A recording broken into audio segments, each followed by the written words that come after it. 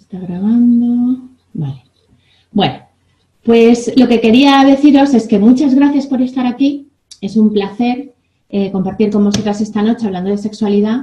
Y yo he empezado esta charla porque me imagino que, bueno, que a algunas de vosotras quizá me conozcáis un poco más, pero seguro que hay algunas otras compañeras que son nuevas en mi trabajo, que han llegado de una manera un poco, bueno, por estas cosas que pasan, y estáis aquí sin que sepáis muy bien dónde me ubico yo, ¿no? Lo primero que quiero deciros es por qué hago esto, por qué de repente hago un webinar para hablar de sexualidad femenina. Bueno, yo llevo muchos años trabajando el cuerpo de la mujer, trabajando el cuerpo de la mujer desde un lugar quizá un poquito especial, que tiene que ver con cómo la cultura y los valores dominantes de la cultura en la cual vivimos nos afectan físicamente en el cuerpo, ¿no? En antropología hay un término que es embodiment y que se refiere a cómo esos valores se encarnan, se hacen físicamente músculos, tendones, articulaciones, etcétera. Entonces yo cuando empecé a tirar del hilo por ahí, que fue a raíz de leer un libro de Casilda Rodríguez que se llama La represión del deseo materno y la génesis del estado de sumisión inconsciente, cuando yo leí aquel libro, de repente me di cuenta de que efectivamente, consecuencia de haber vivido en este mundo, en esta sociedad, en estos valores patriarcales, es que yo tenía una relación con mi cuerpo que era la que tenía. Entonces yo empecé a trabajar porque Casilda decía, bueno, la consecuencia es que los úteros son espásmicos, que las mujeres no sienten orgasmos en el útero, que nos duelen las menstruaciones, que los partos son muy complicados y dolorosos, etc. Entonces yo empecé a tirar un poco del hilo, ¿no? Porque el libro era así como teórico, me pareció muy interesante y quise probar qué pasaba si empezaba a trabajar sobre mi cuerpo. Bueno, igual que la cultura había moldeado mi cuerpo, ¿cómo podía yo de alguna manera volver a reeducarme o modificar mi cuerpo hacia otro tipo de valores que no fueran los del machismo, la represión sexual, el patriarcado, etcétera? Mi sorpresa es que yo empecé a practicar la relajación del útero, que es una relajación tomada de un discípulo de Freud, que tiene más de 100 años, la relajación, no el discípulo, y empecé a trabajar en la relajación del útero, que es un músculo, es un órgano muscular, y mi sorpresa fue que efectivamente pasaron muchas cosas como las que Casilda dice que ¿no? O sea, como que de repente empecé a revertir esos efectos, dejaron de dolerme las menstruaciones, empecé a sentir mucho más deseo, más placer sexual, los orgasmos empezaron a darse en el útero y empezaron a haber también otra serie de cambios, no solamente en lo físico, sino también en lo emocional, en lo mental, en mi manera de estar en el mundo. Porque yo vengo de una familia muy convencional, con una educación muy convencional, ¿no? Así que soy una perfecta conejilla de indias de lo que esta cultura hace con el cuerpo de las mujeres. Digamos que mi visión y mi misión tienen que ver con liberar el cuerpo de las mujeres de toda esa educación, de toda esa represión, de esa manera de estar en el mundo que nos han enseñado. Brevemente diría que es esa, ¿eh? Y por eso, tirando del hilo de la maternidad, de la crianza, de los partos, de tal, al final, del final, he llegado a la sexualidad. A la sexualidad entendida como un concepto amplio, no solamente entendida como la práctica coital, sino como el cuerpo de la mujer, que somos seres sexuales, los hombres y las mujeres, cómo está afectada culturalmente. Así que al final lo que me parece, y después de tantos años de búsqueda, de indagación, de estudio, etcétera, es que la sexualidad de la mujer es la clave, es como el último eslabón, creo, en este momento creo esto, igual dentro de 2 años sigo estudiando y ya cambio de idea, pero en principio, hasta aquí he llegado ahora, es que la sexualidad de la mujer es la clave para hacer un cambio profundo en la manera en que la sociedad se organiza y en la manera en que a título individual nosotras nos vivimos como mujeres. Y si nos damos cuenta, con un poco de perspectiva, por qué la sexualidad de la mujer ha sido tan controlada, tan limitada, cómo la religión ha influido tantísimo, pero también desde los poderes públicos, la institución del matrimonio, qué significa, etcétera, nos damos cuenta de que efectivamente cuando hablamos de sexualidad hablamos de un punto muy central, muy concreto, sobre el que además se asientan un montón de valores, digamos que es como el origen, o la represión de la sexualidad femenina es el origen de un montón de instituciones y de manera de ordenarnos en el mundo que desde luego no es la mejor. En el sentido de que provocamos un mundo con dificultades, un mundo desigual, donde hay jerarquías, donde hay pobres y ricos, etcétera, etcétera. Entonces, ¿por qué soy yo quien hablo de esto? Pues no lo sé, porque me gustaría que de eso hubiera hablado muchísima gente, pero en principio hablo de esto yo porque lo he experimentado en mi propio cuerpo, ¿no? Porque, como decía antes, soy una conejillo de Indias perfecta, hija del patriarcado perfectamente, vengo de una familia media, me he criado en los colegios como todas, en los mismos colegios, no he tenido una educación especial y he sido una mujer muy asimilada a lo que he hecho todo lo que se suponía que tenía que hacer una mujer en nuestra cultura. Entonces, cuando yo empiezo a investigar y a trabajar en mi propio cuerpo, es cuando, y veo los resultados, es por lo que me parece importante que comparta esto que yo he vivido con todas las demás. Porque, insisto, mi visión y mi misión es, ojalá llegue el día en el que todas las mujeres seamos libres, habitemos nuestro cuerpo, cada uno el suyo, de manera que demos pie a partir de ahí a otro tipo de relaciones individuales y sociales también y por lo tanto a un mundo mejor. Esto es así como en lo amplio y ahora vamos a bajar un poquito a tierra. Bueno, yo os pedí, os mandé un mail hace algunas semanas y os pedía, oye, ¿de qué cosa te gustaría hablar sobre la sexualidad? Y yo con vuestras preguntas voy a intentar responder, que yo no soy sexóloga en un sentido técnico de la palabra, sino alguien que un momento, vale, Diana, es que había salido.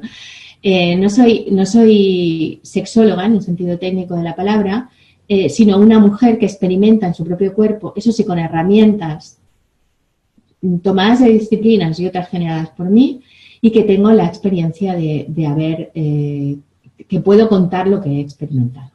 Bueno, esto que veis aquí empiezan a ser algunas de las preguntas que, bueno, mi compromiso con vosotras es responder a todas las que me habéis mandado, ¿vale? Que son muchas. Lo haremos en sucesivos webinars. Ahora, si da tiempo para 7 preguntas u 8, pues suficiente. Bueno, entonces esto que veis aquí es una de las primeras preguntas que me llegaron.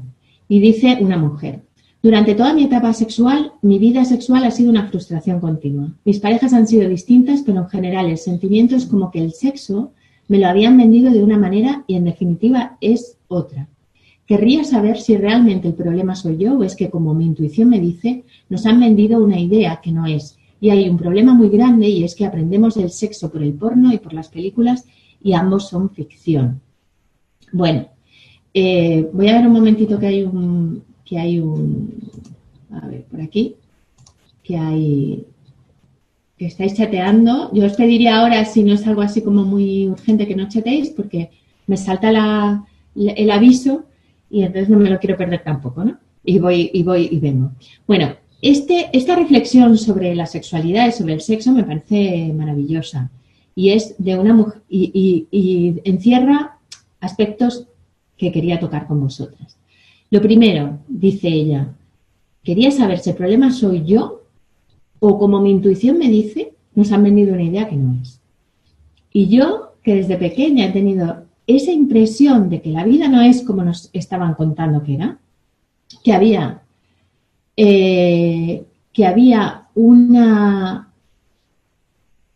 no había una única manera de estar en el mundo, de relacionarnos, de crear las relaciones económicas, sociales, etcétera, sino que había otras posibilidades y era esta la que teníamos. Pero como no se encuentra eco, como no encuentras a nadie que te diga efectivamente esto es así, una va por la vida pensando que solo le pasa a una las cosas que le pasan, ¿no? Y yo cuando hago los talleres siempre le digo a todo el mundo, oye, que tú eres normal.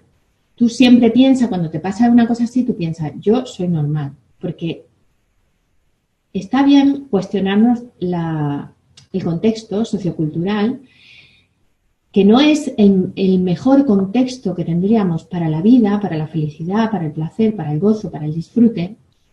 Está bien plantearnos esto como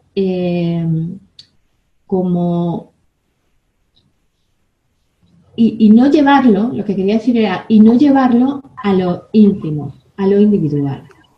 Porque si yo siento que no encajo, tengo dos opciones. Pensar que efectivamente yo estoy mal o que es la cultura lo que me rodea lo que está mal. Es tan importante hablar de estas cosas porque cuando empezamos a profundizar en estos temas y empezamos a leer más y empezamos a encontrar a mujeres que también, oye, ¿me estáis diciendo que no oís? ¿Las demás sí oís? Quien oiga que lo diga, porfa, porque vaya que... Sí, las demás oís, entonces sois vosotras. Vale, entonces, las que estáis teniendo problemas, pues voy a escribir aquí, porque si no oís... Vale, un momentito. Pues mira,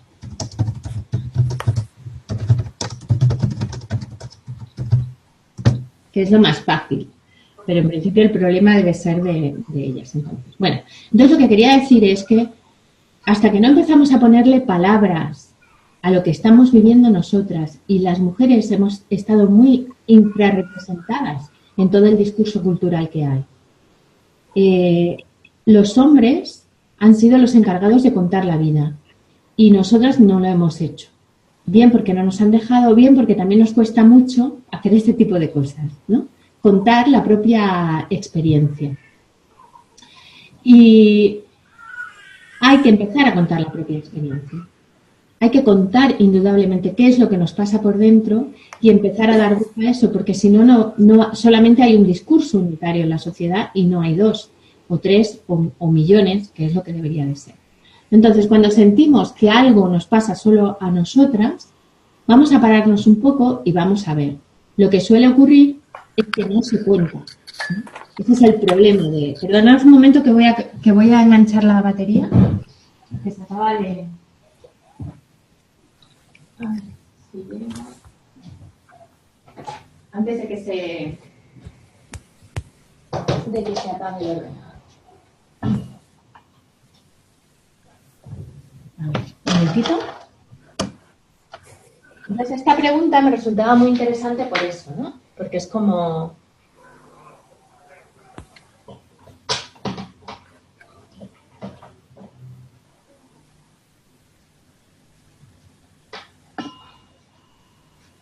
Espera, que ahora voy a tener dificultades para enganchar un poco.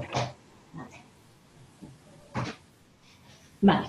Entonces, esta es una de las cuestiones que nos tenemos que plantear. Cuando hay un problema o cuando consideramos que hay un problema en el ámbito de la sexualidad, con mi cuerpo, con tal, revisemos si realmente es un problema propio o es un problema del entorno, ¿vale? Porque quizá no sea tanto algo nuestro como de los valores. Y hay muchos ejemplos de esto.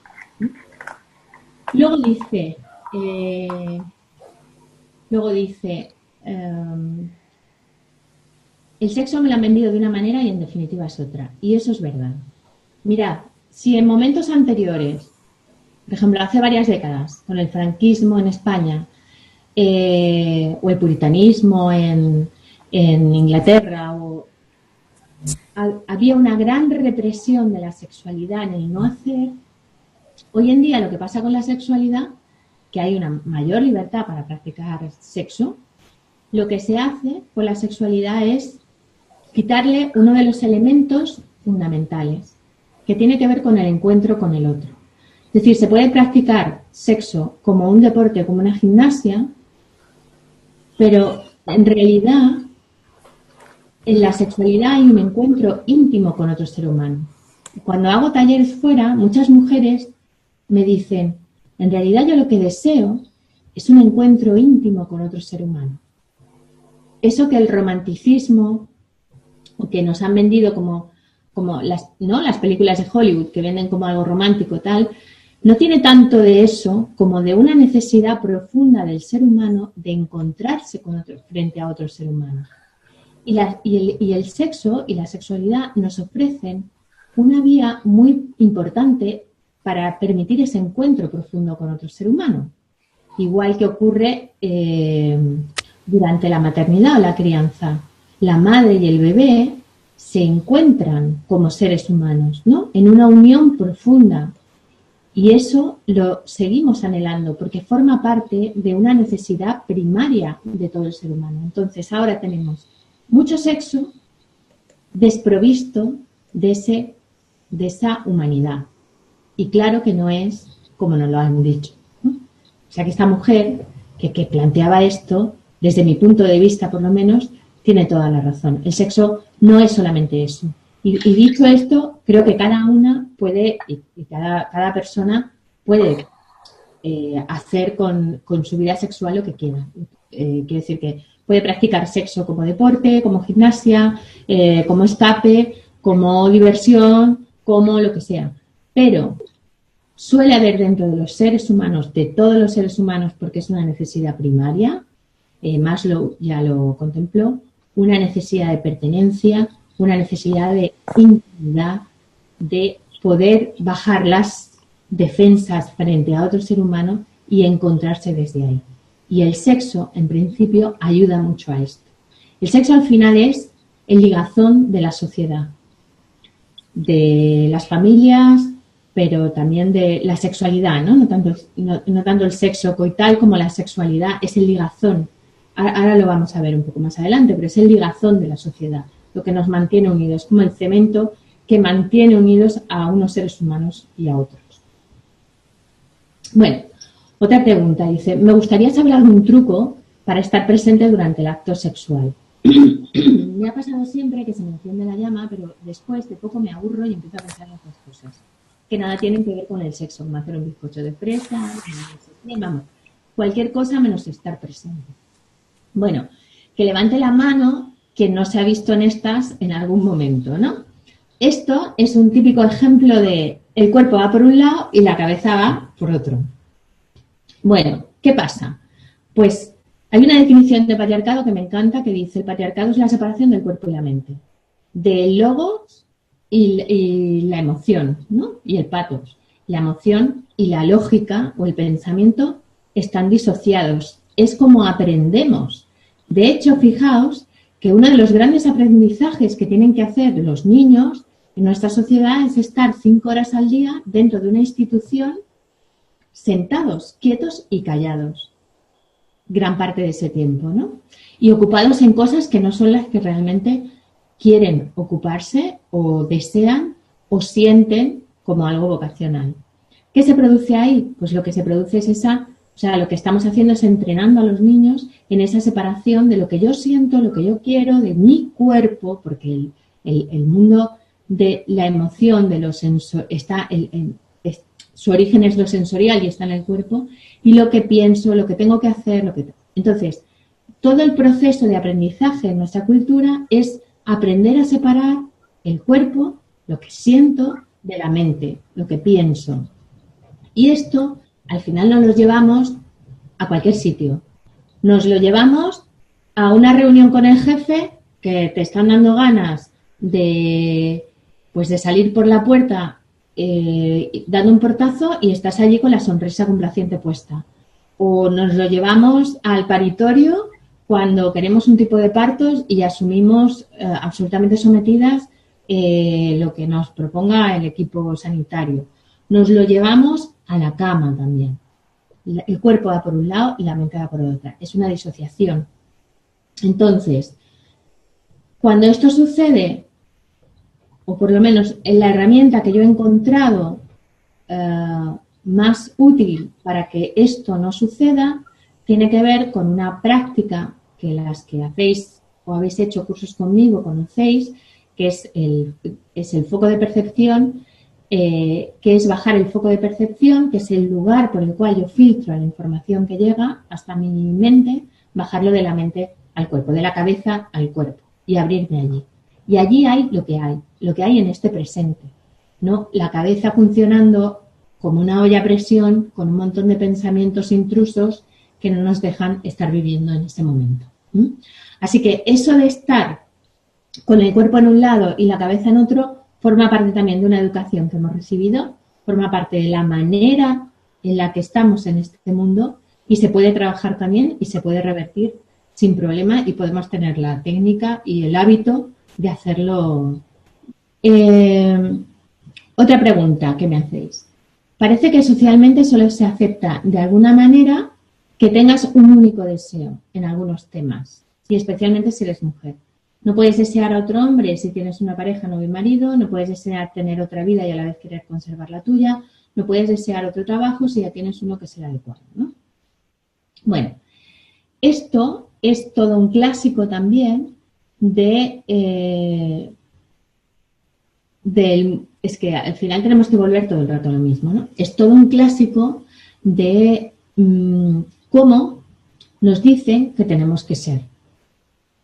Si tuviéramos la mente un poquito más abierta, nos daríamos cuenta de que hay otras culturas donde la organización social se hace de manera distinta, ¿no? Donde, por ejemplo, la sexualidad se vive de forma muy diferente, donde las organizaciones familiares y sociales se organizan de otra manera. No hay muchos ejemplos porque digamos que hay como una cultura que toda la arrasa, que es el patriarcado de Oriente a Occidente, pero sí que siguen habiendo islas donde la manera es diferente. Entonces, digamos que esta manera de ordenarnos, de ordenar la sexualidad, no va a favor de la propia naturaleza del ser humano. Es una imposición cultural, de manera que lo normal es que no podamos encajar en ese molde. O que a poco que nos demos permiso, empecemos a sentir cosas que son contrarias a lo que la sociedad espera de una. Entonces es normal, yo creo que es normal, pero normalísimo, que haya deseo por varias personas a lo largo de la vida, independientemente de si se está en pareja o se deja de estar. El deseo, la atracción, las ganas de vincularte con otros seres humanos, creo que forma parte de la naturaleza humana. La monogamia es una manera de ordenar las relaciones sociales, pero no es la única. Y quizá no sea la mejor, no lo sé. Si es la mejor o no, eso cada uno, si a uno le funciona, pues es la mejor, y si a otro no le funciona, pues indudablemente no es la mejor. Lo ideal sería, ¿verdad?, que nos permitiéramos vivir eso cada uno en función de lo que sintiera. Una de las claves del patriarcado es que ofrece modelos muy estrechos de cómo estar. Es decir, cómo tienes que ser en esta cultura. ¿Cuál es tu papel? ¿Qué rol debes de cumplir? ¿Cuáles son las expectativas? ¿Vosotras os acordáis de las expectativas que tenía vuestra familia sobre vuestra vida? Eran muy parecidas unas de otras, ¿no? Tenía que ver con, seguramente, bueno, en mi generación, yo tengo 44 años, tenía que ver con tener unos estudios, con tener un puesto de trabajo que te permitiera vivir bien, con tener una familia y ya jubilarte, ¿eh? Pero quizá esto no sea para todas. Quizá esta no sea tu manera. Quizá sea otra y habrá que encontrarla, digo yo. O no. O aceptamos que, bueno, que igual yo tengo otra, pero es tan complicado llevarlo a cabo que me quedo ahí, ¿no? Que también puede ser. Pero quiero decir, no me parece raro y no me parece anormal y no me parece extraño en absoluto que se deseen cosas distintas a las expectativas culturales que se tienen sobre una misma, ¿no? Y sobre la manera de estar en el mundo y sobre quién soy yo. Normalmente el ser humano es muchísimo más complejo, pasamos por muchísimas etapas, no son los mismos los 20 años que los 40, no vemos la vida igual a los 50 que a los 30. Entonces, pretender que hay un único modelo inflexible en el que todas debemos de entrar es absurdo. Es absurdo. Así que me parece muy normal que tengamos deseos que vayan en contra de lo que la sociedad, en principio, nos ofrece, ¿no? Bueno, otro tema interesante que ha aparecido por aquí. Dice, hay muchas mujeres con dolor en las relaciones sexuales, muchísimas, y lo sé porque me lo cuentan. Voy a intentar que tengo... Puedo apartar un poquito ahora. Y lo sé porque me lo cuentan. En petit comité y se sienten frustradas, pero sobre todo culpables o incapacitadas para el placer. Creo que algo pasa en este tema. Por supuesto, es vital la educación en el no placer de la mujer, la falta de sensibilidad masculina ante el placer femenino, la falta de comprensión de que el placer es nuestro propio centro vital. Y no hablo ni siquiera de tener placer, sino de saber que tenemos esa capacidad y esa inmensa posibilidad. Y no solo a través del coito. Tenemos una piel extrasensible, unos ojos, un sistema nervioso con una capacidad de sentir desbordante. Bueno, el tema del placer es muy interesante y es quizá una de las razones por las que yo más me he metido en este lío. Y os voy a explicar una cosa. A pesar de lo que nos cuenten, la naturaleza utiliza el placer como forma de sostenimiento. Digamos que la naturaleza de la naturaleza es el placer.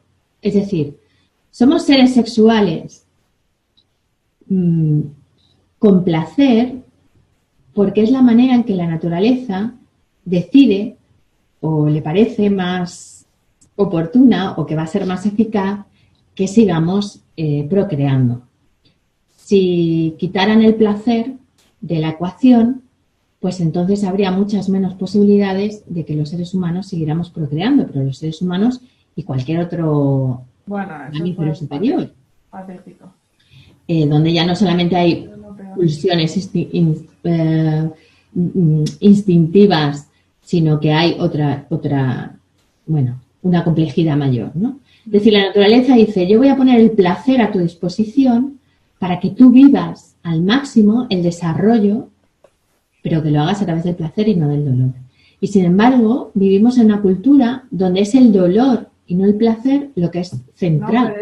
De hecho, si os fijáis en la cultura judeocristiana, es a través del dolor que el ser humano se redime. Que es algo muy contrario a la naturaleza del ser humano, que busca invariablemente el placer. O sea, cualquier ser humano en su sano juicio, entre el dolor y el placer, elegiría el placer siempre y no el dolor. Uh-huh. Sin embargo, la cultura que se nos ofrece es la del dolor. Así que fijaos qué contradictorio que siendo la naturaleza del ser humano la búsqueda del placer, nuestra cultura esté centrada en el dolor. ¿Qué pasa con el dolor en el coito, durante el coito? Bueno, yo aquí tengo varias reflexiones que hacer en voz alta. Para empezar, por principio y por naturaleza, el coito debería ser absolutamente placentero, ¿no? Porque si no, nos habríamos extinguido hace mucho tiempo. Y porque el mecanismo que funciona en nuestra sexualidad es el placer. Entonces, esto debería ser placentero siempre. Pero no deja de ser curioso que vivimos en una sociedad donde, por ejemplo, se venden lubricantes para la vagina de la mujer. Una vagina que no está lubricada es una vagina que no está preparada para tener una penetración, por ejemplo, por sentido común. No hace falta darle mucha más vuelta, ¿no? O sea, la vagina se lubrica porque es la manera en que se permite que se penetre sin que exista el dolor.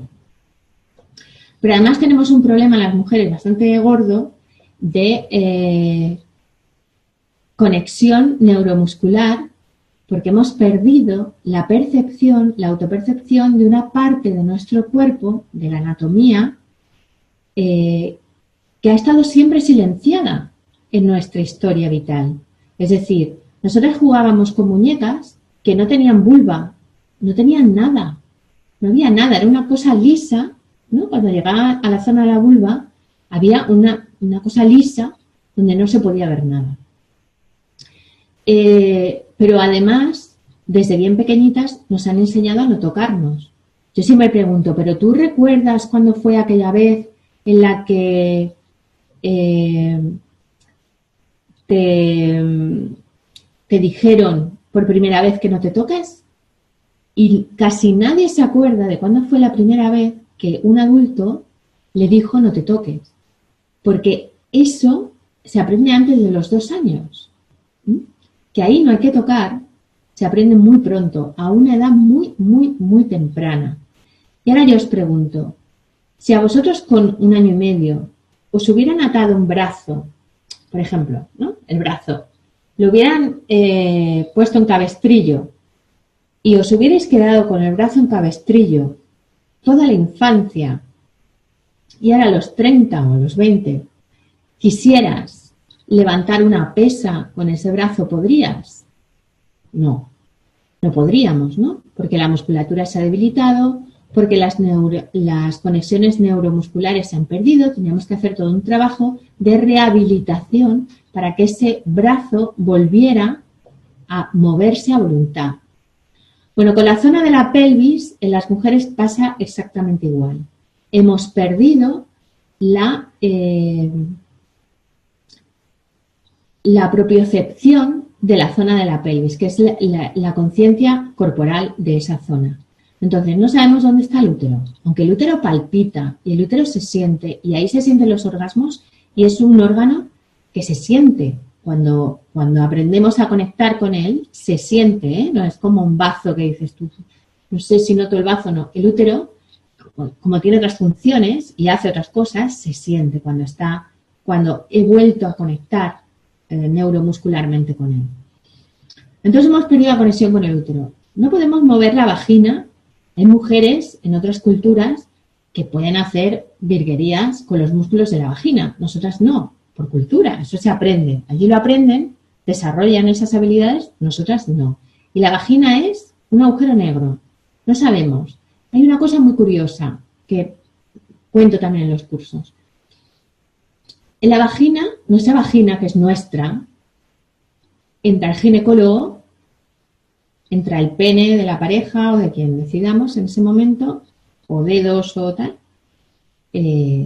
o algún juguete erótico, pero ¿cuántas de nosotras metemos los propios dedos en nuestra vagina como un territorio para explorar propio? Hay como una resistencia, como si no nos perteneciera esa parte de nuestra anatomía, ¿no? No deja de ser curioso. Al final, un buen ejercicio, por ejemplo, de reconocimiento y de propiocepción, de darme cuenta, es meter los dedos en la vagina e ir palpando las paredes de la vagina poco a poco, o la entrada. Y eso va sensibilizando la zona y me voy dando cuenta y voy llevando la atención allí y puedo ir conectando. Así que no me resulta nada raro que con todas estas bases de niña no te toques desde el año y medio, con infancias sin orgasmos, no es lo mismo crecer movilizando con orgasmos, que las niñas pueden tener orgasmos sin problema, movilizando toda esa zona que no hacerlo. Y nosotras igual llegamos a los 15, a los 18, a los 25, a los 30 años en un orgasmo, en muchas ocasiones. No es lo mismo haber tenido esa trayectoria vital que no haberla tenido. Entonces, ¿ahora qué es lo que nos toca? Pues reeducar otra vez el cuerpo, mirar hacia adentro, explorarlo y habitarlo como propio. Y para eso es verdad que nos tenemos que quitar muchas cosas de la cabeza, muchas capas de tabúes y de historias que nos han contado, ¿no?